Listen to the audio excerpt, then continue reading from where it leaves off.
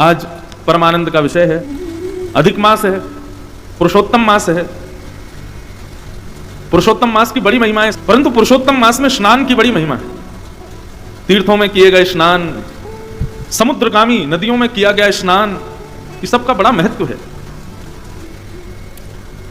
पुरुषोत्तम मास भगवान श्री कृष्ण का अति प्रिय मास है।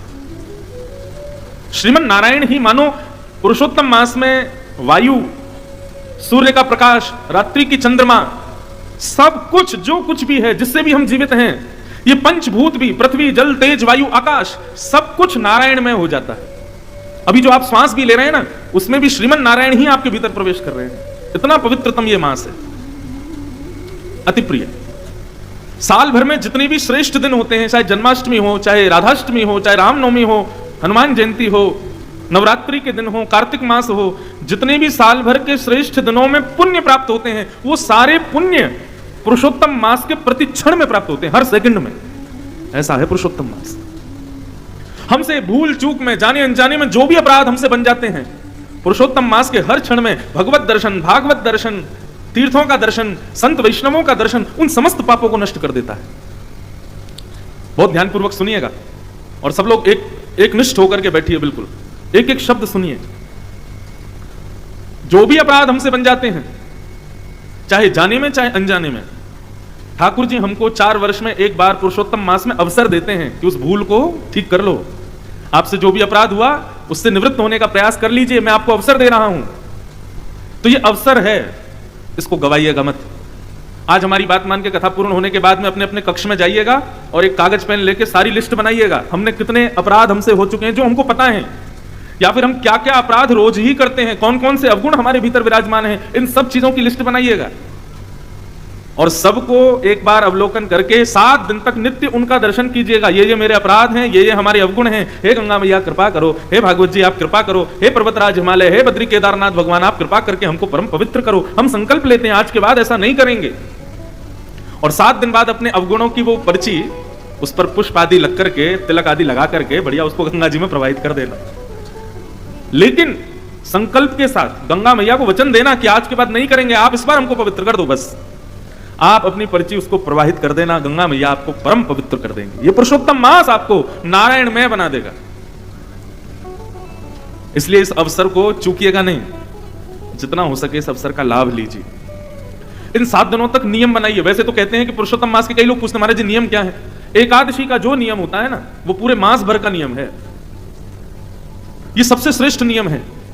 और यदि आप पूछें और कोई नियम बताइए, तो देखिए पुरुषोत्तम मास में सबसे श्रेष्ठ नियम है भागवत दर्शन।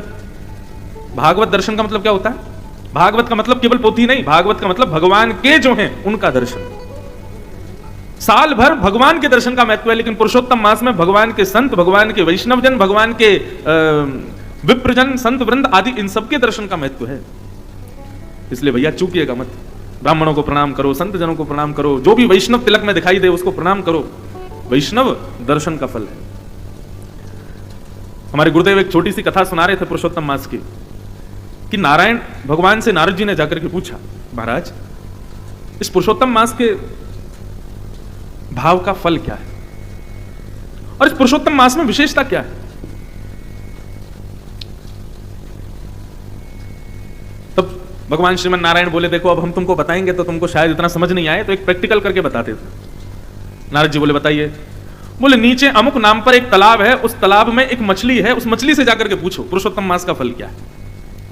नारद जी हंसने लगे, बोले मछली से जाकर के पूछूं मैं? भगवान बोले हमारी आज्ञा है, इसको स्वीकार करो, जाओ तुरंत। नारद जी महाराज पृथ्वी पर जहां भगवान ने बताया तो वहां आए, तालाब में एक मछली थी। नारद जी ने जाकर प्रणाम किया, जय हो मत्स्य देवता, भगवान की आज्ञा हुई है कि हम आपसे पूछें कि पुरुषोत्तम मास का फल क्या है, कृपा करके बताइए। बहुत सावधानी से सब लोग श्रवण करो। मछली बोली, जय हो नारद जी, आपके दर्शन हो गए, हम तो कृतार्थ हो गए। एक काम कीजिए, सामने एक गौशाला है, वहां पर एक गाय बछड़े को जन्म दे रही है, आप उस बछड़े से जाकर के पूछिए। और ऐसा कहकर के मछली ने अपने प्राण त्याग दिए। नारद जी बोले ये क्या हुआ? भगवान ने तो आज्ञा दी थी कि ये बताएगी, लेकिन इसने तो प्राणी त्याग दिए। लेकिन कह के गई है कि उनसे पूछो, गैया बछड़े को जन्म दे रही है। नारद जी गए गौशाला में, जाके गैया को प्रणाम किया। बछड़े का जैसे जन्म हुआ, नारद जी ने प्रणाम किया, बोले भैया भगवत आज्ञा हुई है कि हम आपसे पूछें पुरुषोत्तम मास का फल क्या है। बछड़ा भी प्रसन्न हो गया, जय हो, मेरे कितने सौभाग्य की जन्म लेते ही नारद जी के दर्शन हो रहे हैं। हे नारद जी, वो सामने वृक्ष है ना, उस वृक्ष पर एक सुख तोता, उसके बालक का जन्म हुआ है, आप जाकर के उस बालक से पूछिए। और ऐसा कहकर के उस वत्स ने भी प्राण त्याग दिया।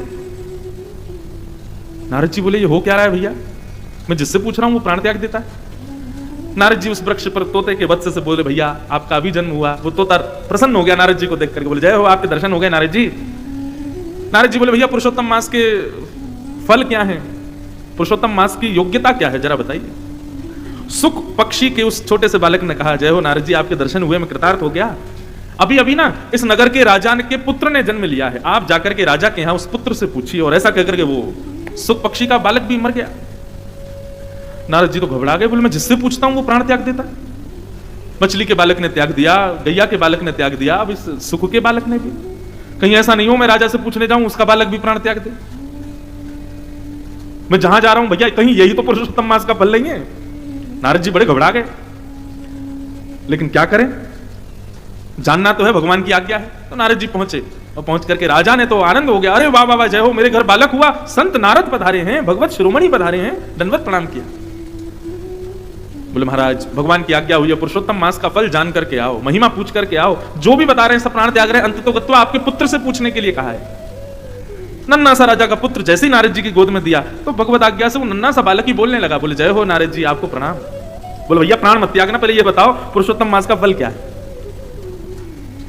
वो बालक आनंदित हो गया, और आनंदित होकर के बोला, नारद जी, मैं अपने प्रारब्धों से एक मछली बना था, लेकिन पुरुषोत्तम मास में आपका दर्शन करके मैं उस योनि से मुक्त हो गया। अपने प्रारब्ध के कारण एक वत्स बन करके आया, बछड़ा बन के आया। पुरुषोत्तम मास में आपके दर्शन से मैं उस योनि से भी मुक्त हो गया। फिर मैं एक सुख पक्षी बन करके आया, आपके दर्शन से उससे भी मुक्त हो गया। और इन समस्त प्रारब्धों से मुक्त होकर के अब मैं मानव ही नहीं, एक राजा के घर में जन्म लेकर के आया हूं। केवल एक संत के दर्शन से यह फल प्राप्त होता है पुरुषोत्तम मास में। यह है भागवत दर्शन की महिमा। हे नारद जी, व्यक्ति अपने प्रारब्धों से 84 लाख योनियों में भटकता है, परंतु वो जितनी बार वैष्णव दर्शन पुरुषोत्तम मास में करता है, उतने ही उसके प्रारब्ध की योनियां जो हैं वो उनसे मुक्त होता चला जाता है। मतलब अब राह चलता जो भी तिलक लगाए सब वैष्णवी हैं। जिसके गले में कंठी माला देखे समझो वैष्णवी है। गंगा में डुबकी भी लगा रहा है ना, वो भी वैष्णव है। सबको अपने नेत्रों से निहारते रहो, सबको प्रणाम करते रहो। जितनी ज्यादा से ज्यादा लोग देख लोगे, उतने ही आप अपने प्रारब्ध की योनियों से मुक्त होते चले जाओगे। यह है पुरुषोत्तम मास में केवल भगवत भक्तों के दर्शन की महिमा।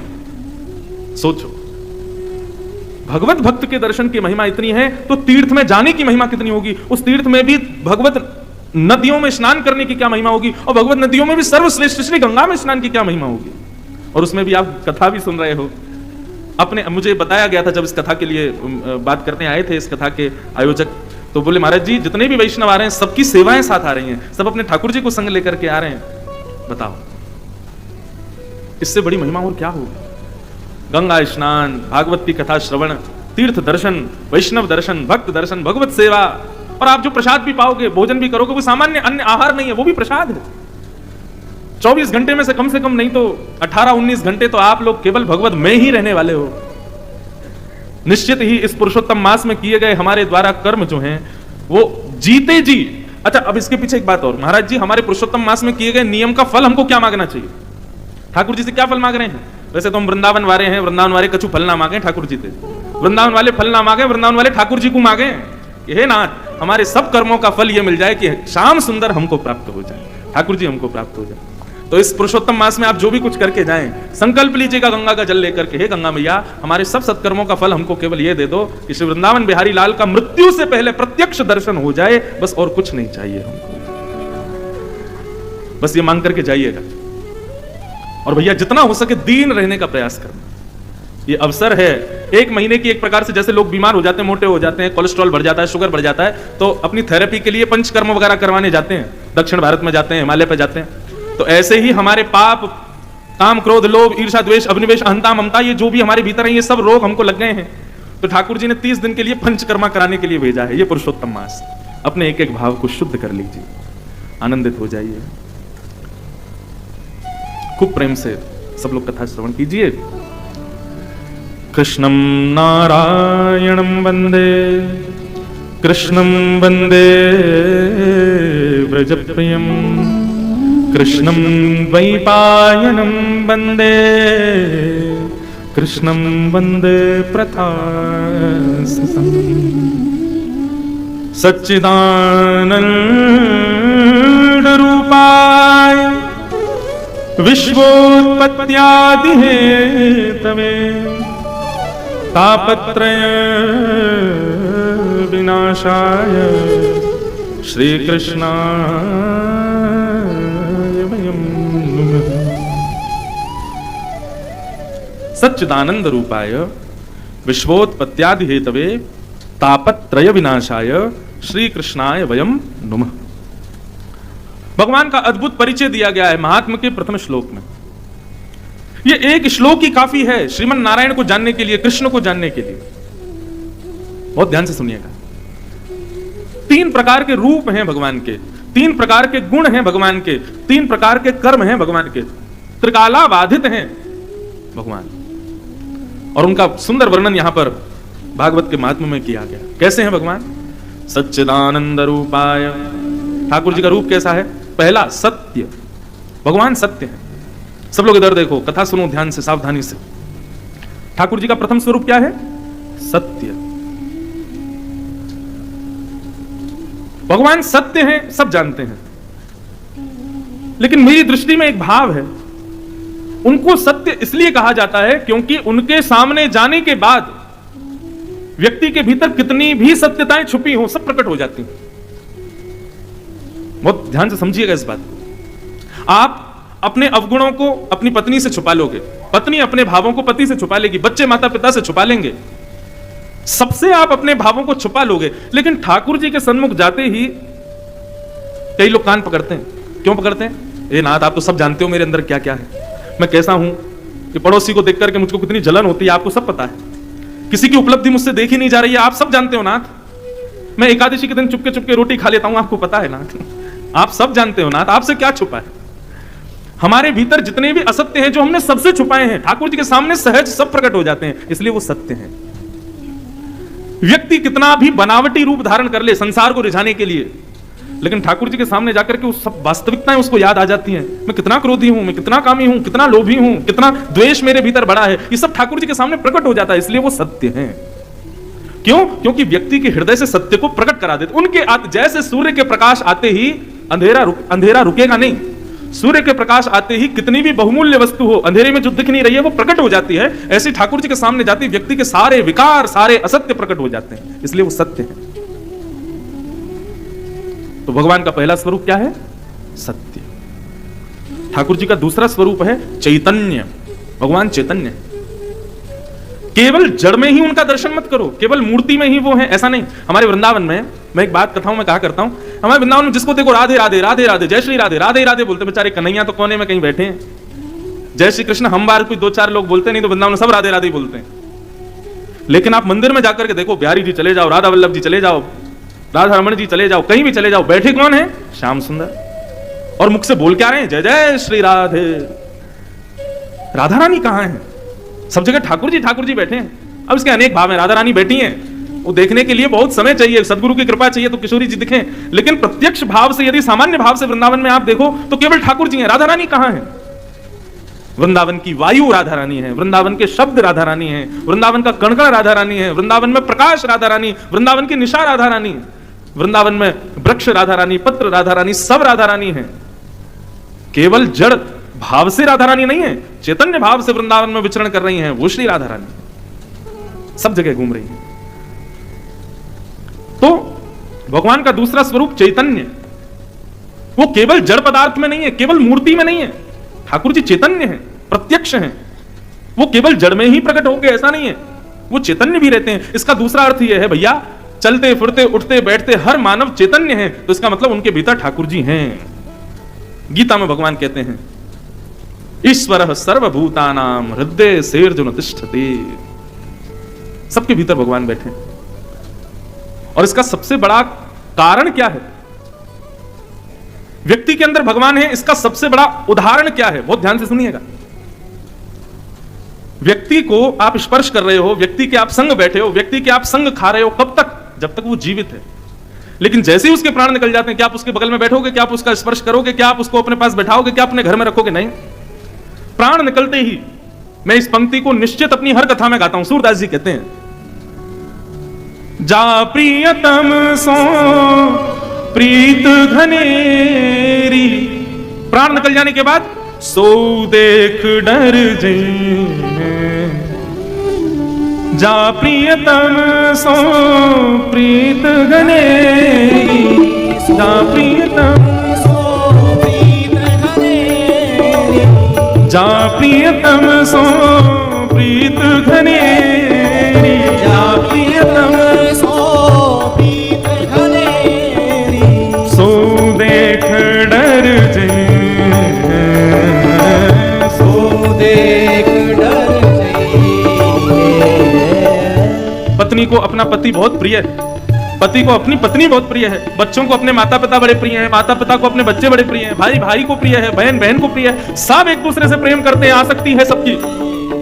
लेकिन जैसे ही हम जिससे प्रेम करते हैं वो अपने प्राण त्याग देता है। हम रोते जरूर हैं, हम बिलखते जरूर हैं, लेकिन उस समय कोई कह दे अच्छा भैया रो मत, एक काम करो, इनको तुम अपने कमरे में ही रखो, है ना, वहीं रखो इनको, बढ़िया रोज सुबह श्रृंगार करना, अब खाएंगे तो है नहीं, रोज इनका भोग लगा देना, रखो इनको अपने घर के साथ ही, मत भेजो इनको शमशान घाट, अपने घर में ही रखो। रखोगे? नहीं रखोगे। भाई बंधु जो सब उससे प्रेम करते हैं, पंडित जी मुहूर्त कब है, कब ले जाना है इनको शमशान घाट? अरे भैया तुमसे बहुत प्रेम करता था, 2-4 दिन रख लो। अरे नहीं महाराज, रख नहीं सकते। क्यों? दुर्गंध आने लगेगी शरीर में से, अब इसके प्राण चले गए हैं, अभी हमारे किसी काम का नहीं है। वो प्राण जो चले गए हैं वही चैतन्य भगवान है, जिसकी वजह से वो किसी का भाई था, जिसकी वजह से वो किसी का गुरु था, जिसकी वजह से वो किसी का पति था, वो व्यक्ति किसी का नहीं था, उसके भीतर बैठे चैतन्य सबके थे, वही चैतन्य भगवान का दूसरा रूप है। मन पंछी उड़ गई है जा दिन, मन पंछी उड़ गई है, मन पंछी उड़ गई है, मन पंछी उड़ गई। सूरदास जी कहते हैं, बिन गोपाल को नहीं अपनो, बिन गोपाल को नहीं अपनो, बिन गोपाल को नहीं अपनो, बिन गोपाल को नहीं अपनो, जासों की रहती रे, जासों की रहती रे, मन पंछी उड़ गए हैं जा दिन, मन पंछी उड़ गए हैं, मन पंछी उड़ गए हैं जा दिन, मन पंछी उड़ गए। समझ में आई बात? भगवान का पहला स्वरूप कौन सा बताया था और दूसरा चैतन्य कैसे हैं भगवान, समझ में आया? आगे चलें। अब भगवान का तीसरा स्वरूप आनंद। ऋषिकेश में बैठे हो, बढ़िया मौसम हो रहा है, चारों तरफ हरियाली है, क्या सुंदर गंगा जी बह रही हैं, मंदम मंदम मंदम जलधारा ऊपर से गिर रही है। हमारे आयोजक परिवार ने एक से एक रसोइया बुलाए प्रसाद बनाने के लिए, सब लोग पाओगे, बढ़िया जैसी तैसी कथा है, व्यास जी सुनाएंगे। बताओ सुख मिल रहा है कि आनंद आ रहा है? क्या अंतर है दोनों में?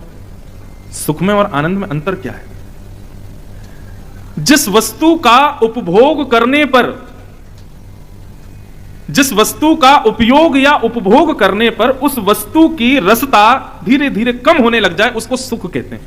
जैसे कि रसगुल्ला आपने खाया तो एक खाने के बाद में दूसरा जब खाओगे तो पहले में जो स्वाद आया था वो दूसरे में नहीं आएगा, धीरे धीरे कम होने लग जाता है।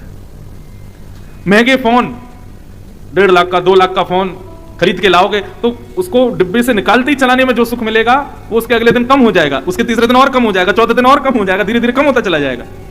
1 करोड़ की 1.5 करोड़ की गाड़ी लेकर के आओगे शोरूम से, पहले दिन बैठने में जो सुख मिलेगा धीरे धीरे धीरे धीरे वो कम होता चला जाएगा। 25,000 रुपए प्रतिदिन के महीने के कमरे में किसी होटल में रुकोगे तो प्रवेश करते ही जो सुख मिलेगा वो हर क्षण में कम होता चला जाएगा। संसार की हर वस्तु जिसका उपभोग करने पर उसके उपभोग से मिलने वाला सुख कम होता रहे उसी को सुख कहते हैं। लेकिन ऐसी वस्तु जिसका उपभोग करने पर रस का वर्धन होता रहे उसको आनंद कहते हैं। और वो आनंद केवल ठाकुर जी की कथा और ठाकुर जी के दर्शन, वैष्णव संग और ये मधुर आनंद में ही होता है। ये है सुख में और आनंद में अंतर। पहले दिन जितना आनंद आ रहा है कथा में, कल उससे दुगुना आएगा, तीसरे दिन उससे तिगुना आएगा, चौथे दिन उससे 4 गुना ज्यादा आएगा, और अंतिम दिन तो कहीं कहीं ऐसा भी हो जाता है कि लोग विलक विलक करके रोते हैं कि कथा विश्राम क्यों हो गई, अब हमको घर जाना पड़ेगा। व्यास जी आप जा रहे हो। एक जगह मेरी कथा हुई थी, वहां तो मुख्य यजमान जो थे वो मूर्छित ही हो गए 7वें दिन। मंच पर मुझको विदा करने के लिए जब तिलक करने आए तो जो मुख्य यजमान थे वो मूर्छित हो गए, बेहोश हो गए, विरह में कि कथा जा रही है, अब हमारे यहां कथा विश्राम हो गई। आनंदाम बुद्धिवर्धनम प्रतिपदम, जो हर क्षण में जिस सुख का वर्धन जहां पर होता है उसको आनंद कहते हैं। और क्षमा कीजिएगा, संसार के लोग इस बात को समझते नहीं है। आध्यात्म भक्ति मार्ग हर क्षण में सुख का वर्धन करता है, हर क्षण में सुख को बढ़ाता है। अरे कहां तक कहें, कृष्ण और श्रीमन नारायण की चरण सन्निधि में रहने वालों को रोने में भी सुख मिलता है। संसार के लिए रोते हैं तो मन होता है कोई आए हमको चुप करा दे, हमको हृदय से लगा ले, हमारे आंसू पहुंच दे। लेकिन जब भगवत विरह में आंसू निकलते हैं ना, तब मन होता है कोई ना आवे, मुझे कोई रोके ना, मुझे कोई टोके ना, थोड़ा एकांत में रहने दो, मुझे छेड़ो मत, मुझे रोने दो। क्यों? ये सुख दे रहा है। इसको कहते हैं आनंद, जो प्रतिपद, प्रति क्षण में, प्रति सेकंड में आपके सुख को बढ़ाता है और उसका वर्धन करता है। क्षमा कीजिए, संसार में ऐसी कोई वस्तु नहीं है जो आपके सुख को बढ़ाए। सांसारिक ऐसी कोई वस्तु नहीं जो आपके सुख को बढ़ाए। आप इसमें कई लोग मुझे पता है क्या तर्क देते हैं, महाराज जी मदिरा पीने वाला व्यक्ति उसको हर दिन सुख मिलता है। अरे मैंने कहा कभी पूछना उससे, जब वो मदिरा पान ना करता हो तब पूछना, भैया तुमको अच्छा लगता है? तो पता क्या बोलेगा, ना बिल्कुल अच्छा नहीं, मैं तो चाह रहा हूं छूट जाए, लेकिन मेरी इंद्रियां इसके प्रति आसक्त हो गई हैं। अच्छा ठीक है, आप मुझे कहते हो कि महाराज मदिरा पान करने वाले और दुनिया भर के सांसारिक व्यसनों को करने वाले उन लोगों को सुख मिल रहा है इसीलिए तो वो रोज कर रहे हैं, लेकिन उससे हो क्या रहा है? उनके शरीर का ही तो पतन हो रहा है, उनकी बुद्धि का पतन हो रहा है, उनकी मानसिकताओं का पतन हो रहा है, उनके विचारों का पतन हो रहा है। लेकिन आध्यात्म जगत में रहने वाले व्यक्ति का सुख भी बढ़ता है, आनंद भी बढ़ता है और बहुत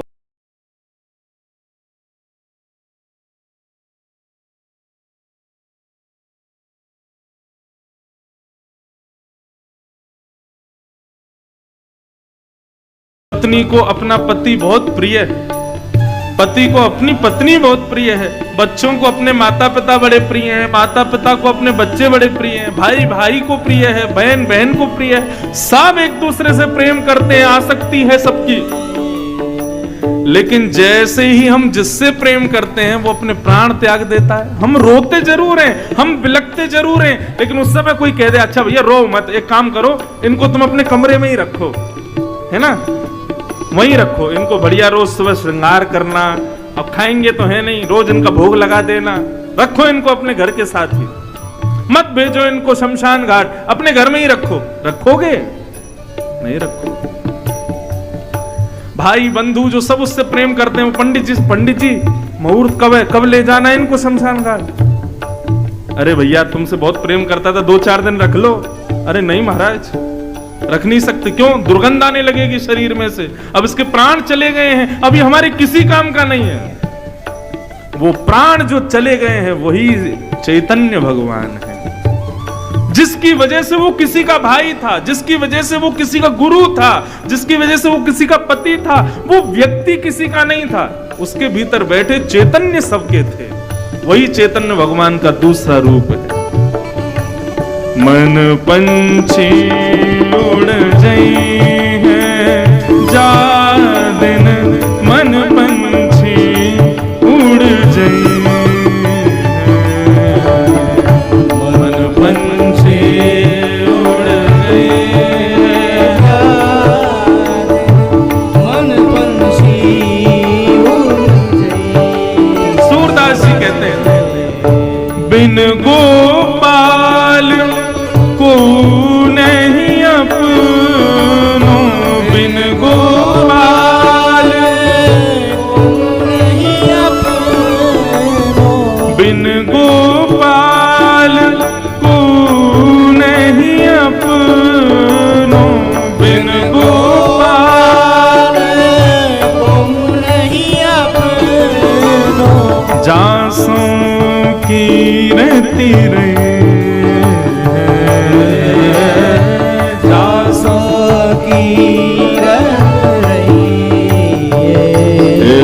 मन पंछी उड़ जाए हैं जा दिन, मन पंछी उड़ जाए हैं, मन पंछी उड़ जाए हैं जा दिन।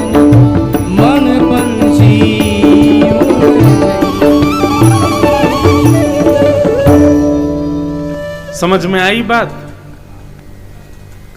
भगवान का पहला स्वरूप कौन सा बताया था, और दूसरा चैतन्य कैसे हैं भगवान, समझ में आया? आगे चलें। अब भगवान का तीसरा स्वरूप आनंद। ऋषिकेश में बैठे हो, बढ़िया मौसम हो रहा है, चारों तरफ हरियाली है, क्या सुंदर गंगा जी बह रही हैं, मंदम मंदम मंदम जलधारा ऊपर से गिर रही है। हमारे आयोजक परिवार ने एक से एक रसोइया बुलाए प्रसाद बनाने के लिए, सब लोग पाओगे। बढ़िया जैसी तैसी कथा है, व्यास जी सुनाएंगे। बताओ सुख मिल रहा है कि आनंद आ रहा है? क्या अंतर है दोनों में?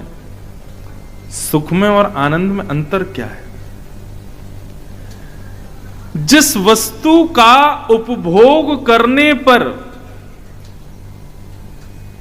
जिस वस्तु का उपयोग या उपभोग करने पर उस वस्तु की रसता धीरे धीरे कम होने लग जाए, उसको सुख कहते हैं। जैसे कि रसगुल्ला आपने खाया, तो एक खाने के बाद में दूसरा जब खाओगे तो पहले में जो स्वाद आया था वो दूसरे में नहीं आएगा, धीरे धीरे कम होने लग जाता है। महंगे फोन, 1.5 लाख का 2 लाख का फोन खरीद के लाओगे तो उसको डिब्बे से निकालते ही चलाने में जो सुख मिलेगा वो उसके अगले दिन कम हो जाएगा, उसके तीसरे दिन और कम हो जाएगा, चौथे दिन और कम हो जाएगा, धीरे धीरे कम होता चला जाएगा।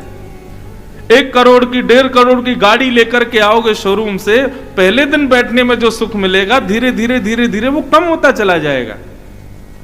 25,000 रुपए प्रतिदिन के महीने के कमरे में किसी होटल में रुकोगे तो प्रवेश करते ही जो सुख मिलेगा वो हर क्षण में कम होता चला जाएगा। संसार की हर वस्तु जिसका उपभोग करने पर उसके उपभोग से मिलने वाला सुख कम होता रहे, उसी को सुख कहते हैं। लेकिन ऐसी वस्तु जिसका उपभोग करने पर रस का वर्धन होता रहे, उसको आनंद कहते हैं। और वो आनंद केवल ठाकुर जी की कथा और ठाकुर जी के दर्शन, वैष्णव संग और ये मधुर आनंद में ही होता है। ये है सुख में और आनंद में अंतर। पहले दिन जितना आनंद आ रहा है कथा में, कल उससे दुगुना आएगा, तीसरे दिन उससे तिगुना आएगा, चौथे दिन उससे 4 गुना ज्यादा आएगा, और अंतिम दिन तो कहीं कहीं ऐसा भी हो जाता है कि लोग विलक विलक करके रोते हैं कि कथा विश्राम क्यों हो गई, अब हमको घर जाना पड़ेगा। व्यास जी आप जा रहे हो? एक जगह मेरी कथा हुई थी, वहां तो मुख्य यजमान जो थे वो मूर्छित ही हो गए 7वें दिन। मंच पर मुझको विदा करने के लिए जब तिलक करने आए तो जो मुख्य यजमान थे वो मूर्छित हो गए, बेहोश हो गए, विरह में कि कथा जा रही है, अब हमारे यहां कथा विश्राम हो गई। आनंदाम बुद्धिवर्धनम प्रतिपदम, जो हर क्षण में जिस सुख का वर्धन जहां पर होता है उसको आनंद कहते हैं। और क्षमा कीजिएगा, संसार के लोग इस बात को समझते नहीं है। आध्यात्म भक्ति मार्ग हर क्षण में सुख का वर्धन करता है, हर क्षण में सुख को बढ़ाता है। अरे कहां तक कहें, कृष्ण और श्रीमन नारायण की चरण सन्निधि में रहने वालों को रोने में भी सुख मिलता है। संसार के लिए रोते हैं तो मन होता है कोई आए, हमको चुप करा दे, हमको हृदय से लगा ले, हमारे आंसू पहुंच दे। लेकिन जब भगवत विरह में आंसू निकलते हैं ना, तब मन होता है कोई ना आवे, मुझे कोई रोके ना, मुझे कोई टोके ना, थोड़ा एकांत में रहने दो, मुझे छेड़ो मत, मुझे रोने दो। क्यों? ये सुख दे रहा है। इसको कहते हैं आनंद, जो प्रतिपद, प्रति क्षण में, प्रति सेकंड में आपके सुख को बढ़ाता है और उसका वर्धन करता है। क्षमा कीजिए, संसार में ऐसी कोई वस्तु नहीं है जो आपके सुख को बढ़ाए। सांसारिक ऐसी कोई वस्तु नहीं जो आपके सुख को बढ़ाए। आप इसमें कई लोग मुझे पता है क्या तर्क देते हैं, महाराज जी मदिरा पीने वाला व्यक्ति उसको हर दिन सुख मिलता है। अरे मैंने कहा कभी पूछना उससे, जब वो मदिरा पान ना करता हो तब पूछना, भैया तुमको अच्छा लगता है? तो पता क्या बोलेगा, ना बिल्कुल अच्छा नहीं, मैं तो चाह रहा हूं छूट जाए। लेकिन मेरी इंद्रियां इसके प्रति आसक्त हो गई हैं। अच्छा ठीक है, आप मुझे कहते हो कि महाराज मदिरा पान करने वाले और दुनिया भर के सांसारिक व्यसनों को करने वाले उन लोगों को सुख मिल रहा है इसीलिए तो वो रोज कर रहे हैं, लेकिन उससे हो क्या रहा है? उनके शरीर का ही तो पतन हो रहा है, उनकी बुद्धि का पतन हो रहा है, उनकी मानसिकताओं का पतन हो रहा है, उनके विचारों का पतन हो रहा है।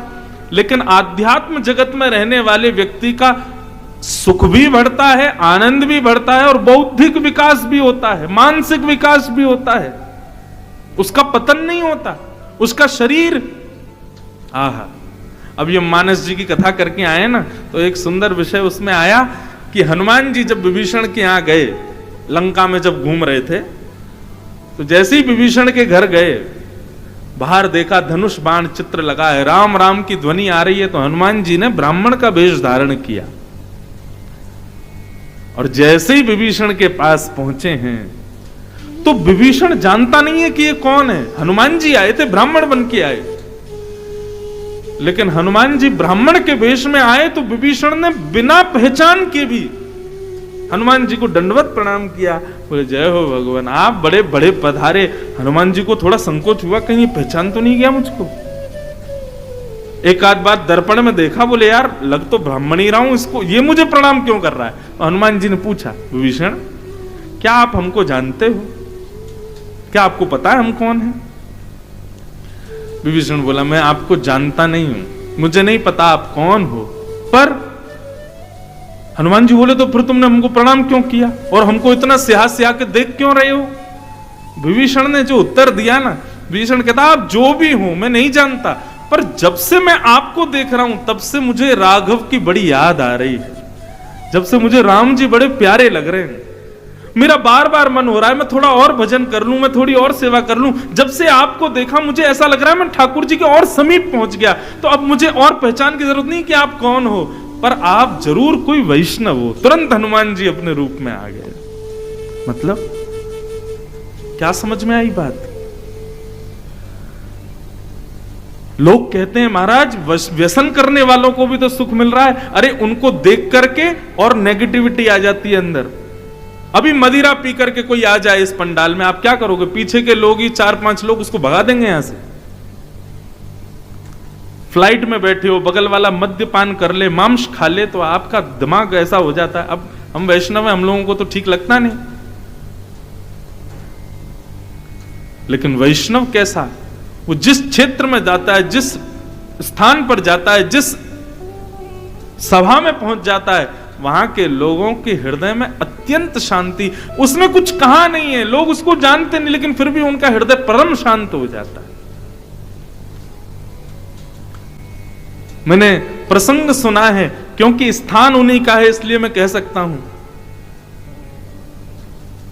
हमारे परम पूजनीय श्री भाई जी,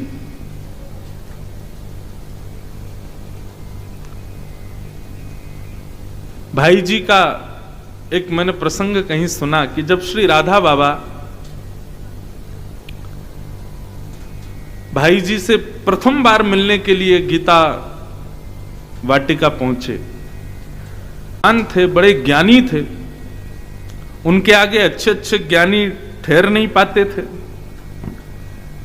उनके प्रश्नों का उत्तर सब देते थे लेकिन वो संतुष्ट नहीं थे। तब किसी ने उनसे कहा कि आप एक काम करो बाबा, आप ना वहां जाओ गीता वाटिका, और वहां पर आपको भाई जी मिलेंगे, आप उनका दर्शन कीजिएगा, वो आपके शंका का समाधान करेंगे। ब्रह्मचारी, ब्रह्मनिष्ठ, अत्यंत तेजवान, और अवस्था भी ज्यादा नहीं थी। गीता वाटिका पहुंचे,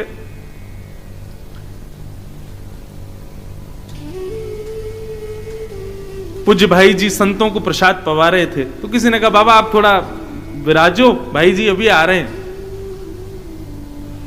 भाई जी अपनी सेवा से निवृत्त होकर के जब पधारे, तो वर्णन आता है, उस समय के दृष्टाओं ने वर्णन किया कि भाई जी ने जाकर के श्री राधा बाबा के श्री चरण कमलों के 5 उंगलियों को, 10 उंगलियों को अपने हस्त कमल की 10 उंगलियों से स्पर्श किया, और जैसे ही स्पर्श किया राधा बाबा की वो स्थिति हो गई जो वृंदावन जाकर के उद्धव की स्थिति हुई थी। बस अब कुछ सुनना कहना, कोई प्रश्न करने के लिए बोले ही नहीं, बस ऐसा लगा मेरे सारे समाधान हो गए हों केवल स्पर्श मात्र से। और फिर सदा सर्वदा के लिए राधा बाबा ने संकल्प लिया कि मैं जब तक जीवित हूं, जब तक पृथ्वी पर हूं, तब तक 24 घंटे में एक बार भाई जी को जरूर देखूंगा। यह है आध्यात्मिक व्यक्ति के स्वरूप का, स्पर्श का, उसकी उपस्थिति का यह प्रभाव है। यह एक व्यसनी का हो सकता है। इसलिए बंधुओं, भगवान का दूसरा स्वरूप, तीसरा अंतिम स्वरूप है आनंद। आनंद मतलब जो आपके सुख का प्रतिक्षण वर्धन करे, हर क्षण में उसका वर्धन होता रहे, हिलोरें उठती रहें। अच्छा, एक अंतर और है सुख में और आनंद में। सुख में बहुत व्यवस्थाएं चाहिए तब आपको अच्छा लगता है, लेकिन आनंद में बिना किसी व्यवस्था के भी अच्छा लगता है। अब वैसे तो कई माताएं भाई लोग कुर्सी पे बैठे हैं, सबको प्रणाम है, उतर के नीचे मत आ जाना, बैठे रहना। अब आप व्यवस्था में बैठ के कथा सुन रहे हो, ठीक है, आनंद मिल रहा होगा, लेकिन थोड़े से आप वंचित हो रहे हो। आपसे ज्यादा सुख नीचे बैठने वालों को मिल रहा होगा, क्योंकि व्यवस्था का त्याग करके कथा सुन रहे हैं ना, ज्यादा व्यवस्थित होकर के नहीं सुन रहे, इसलिए इनको और ज्यादा आनंद आ रहा होगा। यही अंतर है सुख में और आनंद में। तो भगवान के कितने स्वरूप? 3। पहला सत्य, दूसरा चैतन्य और तीसरा आनंद। सच्चिदानंद रूपाय।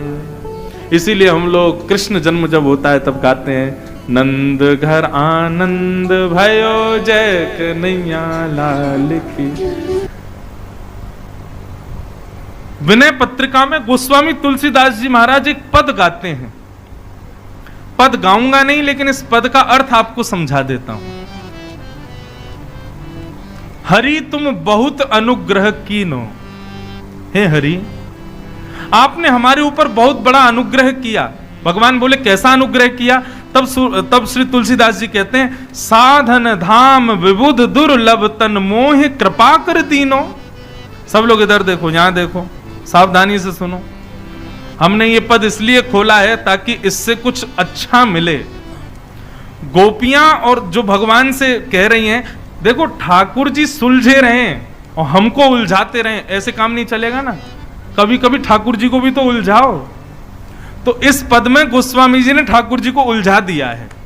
बहुत सुंदर पद है, हरि तुम बहुत अनुग्रह कीनो। अब देखो, इसको कहते हैं व्याज स्तुति। क्या कहते हैं? यहां पर प्रशंसा कर रहे हैं भगवान की, लेकिन कहीं ना कहीं भगवान से कुछ ना कुछ काम भी बनवा रहे हैं।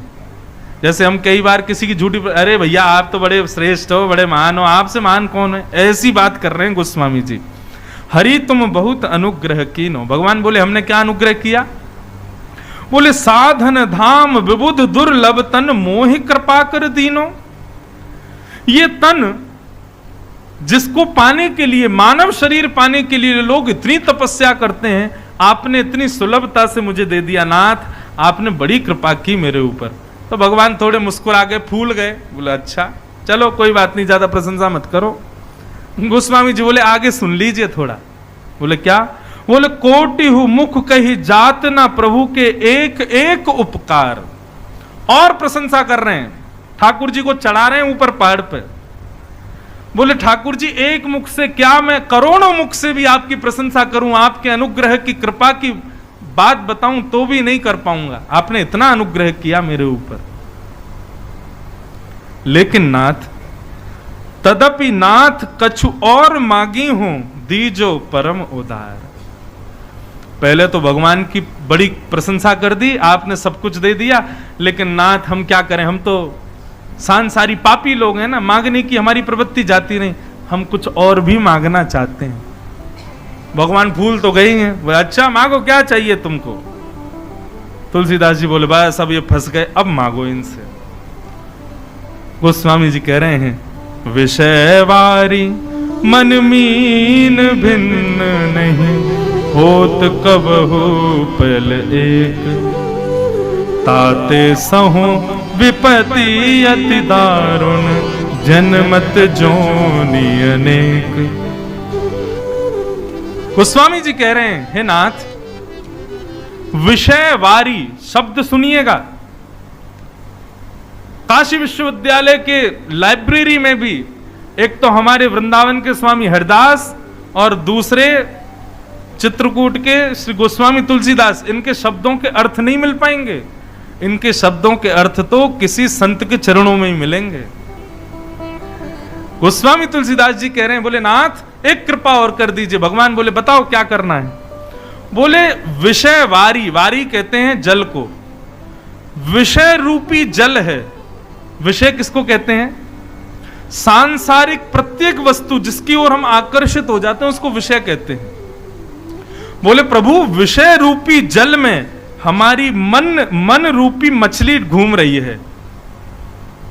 विषय रूपी जल में हमारी मन रूपी मछली डोल रही है, कभी कहीं जा रही है, कभी कहीं जा रही है, कभी कहीं जा रही है, कभी कहीं जा रही है। और इस मछली को विषय रूपी जल में घुमाने की वजह से हमको बार बार योनियां बदलनी पड़ती हैं। भगवान बोले हाँ बात तो सही है। ठाकुर जी कह रहे हैं तो इस विषय रूपी जल से मन को निकालो, मछली को निकालो। तब गोस्वामी जी मुस्कुरा करके कहते हैं, बोले प्रभु यही तो मांगना है। बोले क्या? बोले कृपा डोरी बनसी पद अंकुश, परम प्रेम मृदु चारो, एहि विधि वेद हरहु मेरो दुख, कौतुक राम तिहारो। ठाकुर जी जैसे नदी सरोवर के किनारे कई बार मछली पकड़ने वाला जाता है और अपनी बांस की बंशी को डालता है, उसमें एक धागा लगा होता है, उसमें एक कांटा होता है, उस कांटे को वो नदी में फेंक देता है और वो ना एक टक ऐसे ही बैठा रहता है। और जैसे ही उसको दिखता है कि उसका धागा हिला, वो तुरंत उसको खींच लेता है पीछे और मछली उस कांटे में फंस करके बाहर आ जाती है। भगवान बोले हाँ बात तो सही है। तो गोस्वामी जी बोले उसी प्रकार प्रभु कृपा रूपी आपकी वो धागा, दूसरा अंकुश रूपी आपकी वो वंशी, उसको आप हमारे विषय रूपी जल में डालो। आप डालो, हम नहीं डालेंगे। आप अपनी कृपा रूपी वंशी से, कृपा रूपी उस बांस से अपनी अनुग्रह रूपी उस डोर को भीतर डालो, हमारे विषय रूपी जल में डाल करके, और प्रतीक्षा करो हमारा मन कब फंसेगा उसमें। भगवान बोले वाह हमको ही फंसा रहे हो। गोस्वामी जी कह रहे हैं मेरे बस में नहीं है इस मछली को, मन रूपी मछली को पकड़ना। हे नाथ आप ही मेरे विषय रूपी जल में अपनी कृपा रूपी डोर डाल करके प्रतीक्षा करो। मेरा मन जिस दिन आपकी कृपा रूपी रस्सी से टकरा जाए तुरंत उसको खींच करके बाहर निकाल लीजिएगा। कितनी चतुराई। मैं नहीं कर पा रहा इस मन को एकाग्र, मैं नहीं बचा पा रहा विषयों से इस मन को, आप करो ठाकुर जी। भगवान बोले अच्छा तुम बेटा बहुत चतुर हो, लेकिन ये नहीं जानते हो कि हम तुमसे भी बड़े चतुर हैं। गोस्वामी जी बोले तो बताओ आप क्या कह रहे हो। बोले हम ये कह रहे हैं विषय में डाला किसने उस मन को? तुमने। तो हम क्यों निकालें? बोले प्रभु आप बात तो बहुत सही कह रहे हो, लेकिन एक बात बताइए विषयों का निर्माण किसने किया और इन विषयों को भोगने के लिए इंद्रियां किसने दी? इंद्रियों में विषय भोगने की इच्छा किसने प्रदान की? सब में आपका ही नाम आ जाएगा। तो इसलिए नाथ तुलसी दास यही जीव मोहि रजू, जेही बांध्यो सोई छोरे। आपने मुझे विषय में बांधा है, इसलिए आप ही मुझको छुड़ाओगे, मेरे बस की नहीं है छूटना। गोस्वामी जी की बात सुनकर के राम जी प्रसन्न हो गए। वाह गोस्वामी जी आपकी इस चतुराई पर हम न्योछावर हैं। ठाकुर जी विषय आपने बनाए, हमारी इंद्रियां आपने बनाई और विषय भोगने की इच्छा आपने प्रकट की, तो मैं क्यों एकाग्र करूं मन को? आप करो, आप मेरे मन को संभालो, बस प्रतीक्षा करो।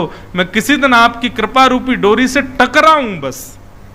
अभी आप लोग जितने भी यहां बैठे हो सब टकरा ही रहे हो, लेकिन हमने ठाकुर जी से कहा ही नहीं है कि हमारे मन को खींच लेना, इसलिए खींच नहीं रहा है। एक आध के खिंच गए होंगे। इसलिए भैया ये कथाओं में जाना, वृंदावन जाना, सत्संग में जाना, एक प्रकार से भगवान की कृपा रूपी उस कांटे से टकराना है। लेकिन खींचे ठाकुर जी, इसकी प्रार्थना ठाकुर जी से करो। वही बात गोपियां कह रही हैं, हे नाथ आपको पीड़ा हो रही है कि हम सब छोड़ छाड़ के चली आई हैं आपके पास, ठीक है हम चली जाएंगी, हमारा मन आपके पास है, उसको वापस कर दो। भगवान बोले ये तो संभव नहीं है। बोले संभव नहीं है तो हमको स्वीकार करो। अंत तो गत्वा ठाकुर जी ने सब गोपियों को स्वीकार किया और उनके साथ रास विहार करने लगे। लेकिन इतने में कामदेव आ गया। भगवान बोले तुम क्यों आ रहे हो? बोले सुंदर स्त्री पुरुष हैं, मैं तो आऊंगा। भगवान बोले अरे भले आदमी, सुंदरता देख रहा है, मन की इच्छा नहीं देख रहा, मन के भाव नहीं देख रहा। ये जीवात्मा है और मैं परमात्मा हूं, स्त्री पुरुष क्यों देखता है? कामदेव बोला मैं तो आऊंगा। भगवान बोले तो आओ। जैसे ही कामदेव ने राजभूमि में प्रवेश किया, ठाकुर जी ने अपने रूप को इतना सुंदर बना लिया कि उनके रूप को देख के मूर्छित होकर गिर गया। मारना ही नहीं पड़ा, रूप पर ही मोहित हो गए। ठाकुर जी बड़े सुंदर हैं हमारे।